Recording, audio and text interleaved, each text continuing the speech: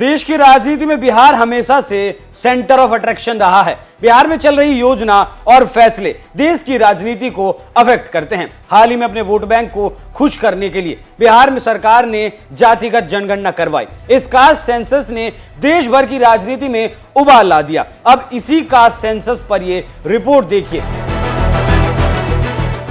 नमस्कार, NMF news देख रहे हैं आप। मैं हूं आपके साथ अभिषेक पुंडीर।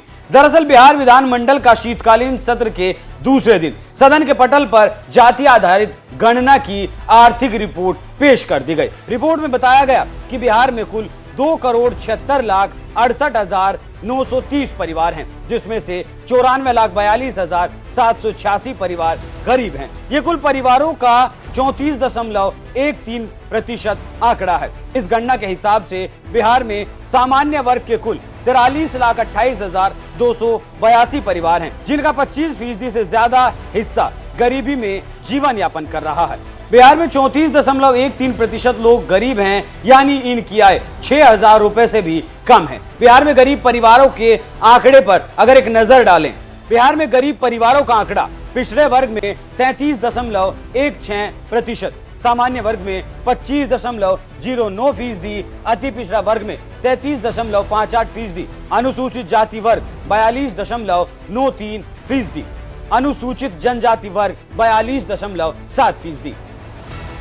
जातियों के हिसाब से भी इस पर एक बार नजर डालते हैं और आपको बताते हैं कि किस जाति के लोग कितने गरीब हैं। सामान्य वर्ग में भूमिहार सबसे ज्यादा 25.32% परिवार, ब्राह्मणों में 25.3% परिवार, राजपूत में 24.89% परिवार, कायस्थ 13.83% परिवार, शेख 25.84% परिवार, पठान 22.20%, सैयद 17.61%। आपको जानकर हैरानी होगी कि बिहार में महज 7% आबादी के पास ग्रेजुएट की शिक्षा है। सुनकर अजीब लगेगा, लेकिन यह बात रिपोर्ट में सामने आई है। बिहार की 22.67% आबादी के पास कक्षा 1 से 5 तक की शिक्षा है। 14.33% आबादी के पास कक्षा 6 से 8 तक की शिक्षा है। 14.71% आबादी के पास और कक्षा 9 से 10 तक की शिक्षा है।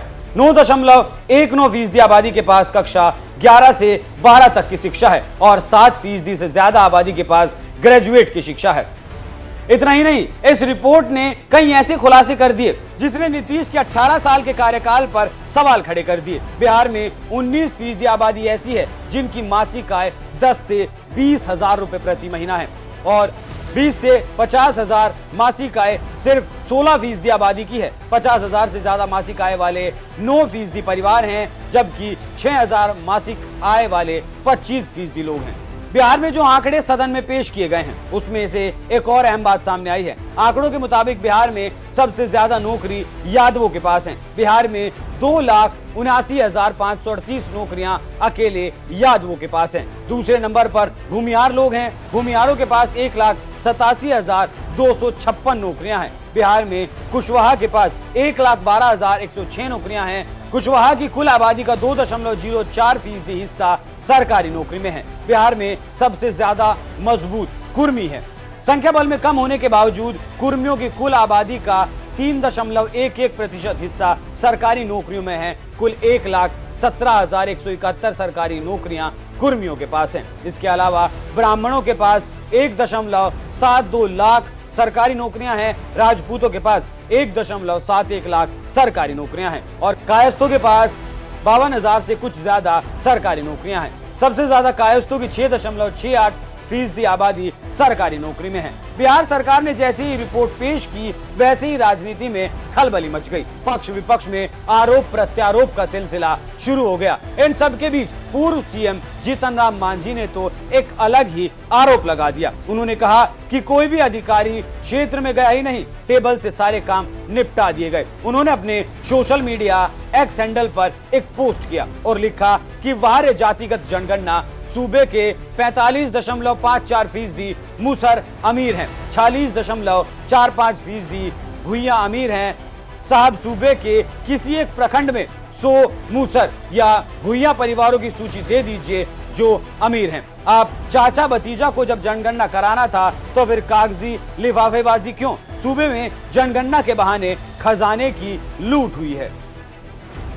पूर्व सीएम जीतन राम मांझी के इस पोस्ट ने तो जैसे तहलका मचा दिया, क्योंकि अब जनता के मन में एक और सवाल आ गया और वो ये है कि अगर मांझी का दावा सच है तो बिहार की असली जनगणना की रिपोर्ट बिहार की किस सच्चाई को दिखाएगी? बिहार के सीएम नीतीश कुमार, जो कि 17 सालों से सीएम की कुर्सी से चिपके हुए हैं, उनके राज में राज्य का क्या विकास हुआ, ये उनकी सरकार ने खुद सदन के पटल पर जो रिपोर्ट रखी है वो बता रही है। खैर, अंत में मेरा आपसे एक ही सवाल है कि देश की सत्ता संभालने के लिए जो नीतीश कुमार इतने उतावले हुए जा रहे हैं, उनके बिहार के हाल को देखकर क्या आप उन्हें देश का नेतृत्व करते देखना चाहेंगे? अपना जवाब हमें कमेंट कर जरूर बताइएगा। नमस्कार।